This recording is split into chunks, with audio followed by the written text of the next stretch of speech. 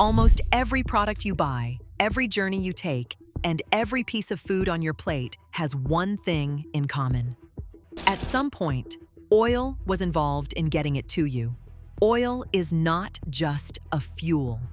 It is the foundation of the global economy, embedded in manufacturing, agriculture, shipping, and supply chains in ways that most people never think about until the price moves sharply. And right now, the price is moving sharply. The question worth asking is not just how high oil prices might go, it is what happens to everything else when they do. To understand the current oil price surge, you need to understand a single geographical fact. Roughly 1/5 of the world's oil supply passes through the Strait of Hormuz, a narrow waterway between Iran and Oman that is, at its narrowest point, about 33 kilometers wide. It is one of the most consequential pieces of geography on Earth. And when it is disrupted, the effects are felt everywhere simultaneously. The disruption to shipping through the strait has removed a significant portion of global daily oil supply from the market at a stroke. Not gradually, not partially. A substantial chunk of the world's energy supply has been interrupted in a matter of weeks. The International Energy Agency has described what is happening as the largest supply disruption in the history of the global oil market. That is not hyperbole. It is a straightforward description of the scale of what has been removed from the system. So then the question becomes, why can't the world just use its reserves while the disruption lasts? The answer is that it can, for a while. Strategic petroleum reserves exist precisely for moments like this.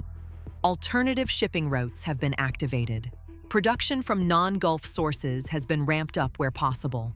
But buffers are finite, reserves draw down, alternative routes have capacity limits. And the longer a disruption of this scale persists, the faster those buffers are consumed. When supply falls and demand remains broadly constant, prices rise. That is the most basic law of economics. The question is not whether prices rise, but by how much, and for how long.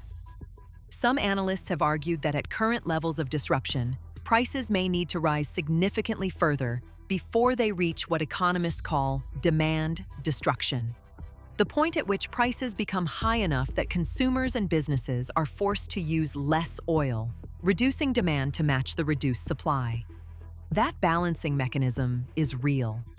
But the price level required to trigger it at scale is considerably higher than where markets are today. What this means in practice is a cascade of cost increases that moves through the entire economy. Transport costs rise first. Shipping goods across oceans becomes more expensive. Trucking goods from ports to shelves becomes more expensive. Airlines face higher fuel bills and pass them to passengers. Every product that moves, which is essentially every product, becomes more expensive to deliver. Manufacturing costs rise next. Petrochemicals are the raw material for plastics, fertilizers, synthetic fibers, and thousands of industrial inputs. When oil is expensive, the cost of making things rises across almost every sector simultaneously. Food prices follow. Modern agriculture is deeply dependent on oil, for machinery, for fertilizer, for the transportation of food from farm to fork. A sustained oil price shock is also a food price shock. The cumulative effect of all of this is inflation, broad, persistent, and difficult to control through conventional monetary policy because it is driven by supply rather than demand. Central banks can raise interest rates to cool consumer spending. They cannot drill more oil. Higher interest rates combined with rising costs across the economy create the conditions for a significant economic slowdown. The word economists use is stagflation, rising prices alongside slowing growth. It is one of the most difficult economic environments to manage because the tools for fighting inflation tend to make growth worse, and the tools for supporting growth tend to make inflation worse.